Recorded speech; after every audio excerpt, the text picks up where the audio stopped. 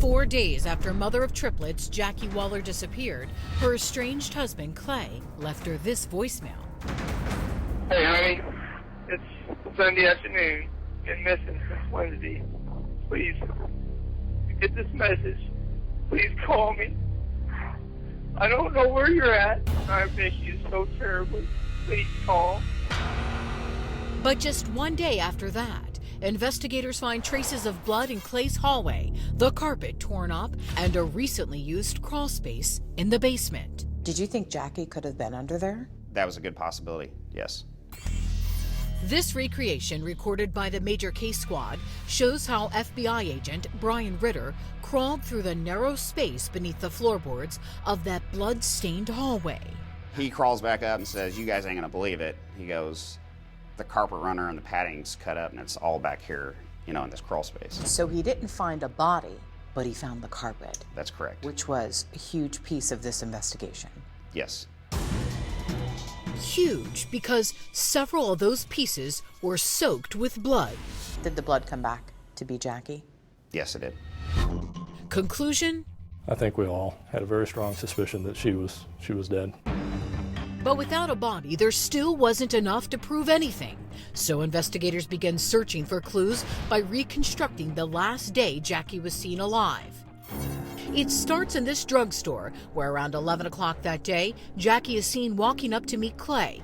Approximately 2 hours later, Jackie is caught on this ATM surveillance video. That's the last time that we know that she was alive. But it's not the last we see of Clay. Hours after that, he's spotted inside this toy store, wearing a completely different outfit than the one in that drugstore. Clay had pulled up into the parking lot to meet his girlfriend, who had Maddox. That's Clay's truck outside with the trash can in the back. What you can't see is the small boat he's towing. But you can definitely see it here in a video from later that night. We found the car wash video where he was washing the boat. You could tell that he was looking to see if there was something on the boat like blood.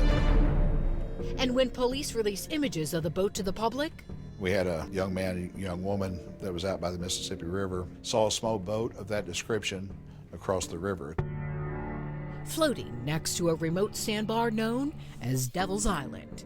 So we searched that island multiple times. But investigators could find no signs of Jackie.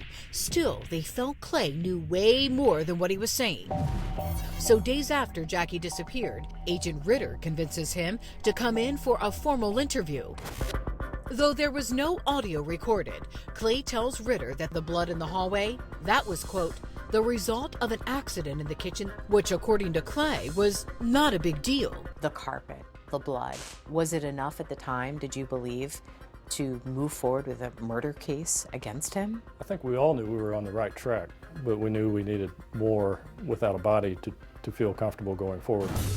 And so, over the next several weeks, investigators keep a very close eye on Clay. Early on in the investigation, we put a tracker on his truck at that point. Unfortunately, all it revealed was that Clay, a former sheriff's deputy himself, knew the tracker was there. I mean, there was times where he would go and sit for a while in a vacant lot. So it would cause us to get search teams to go to that area and start searching. He was sending you on a cat and mouse chase. He was playing with us the whole time. Soon, pictures of Jackie were everywhere, and with the entire community focused on the case, Clay Waller became increasingly frantic. What's Clay doing during this time?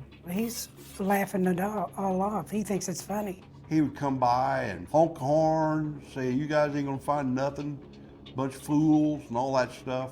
I had search crews from all over the country here, but Clay would drive by them. He would give them a finger gesture and just laugh. But all that brazenness was about to backfire. By that time, the court had already awarded custody of Jackie's triplets to her sister, Cheryl.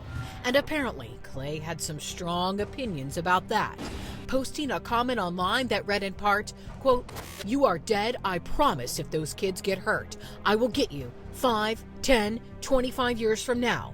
You have it coming." He just couldn't help himself.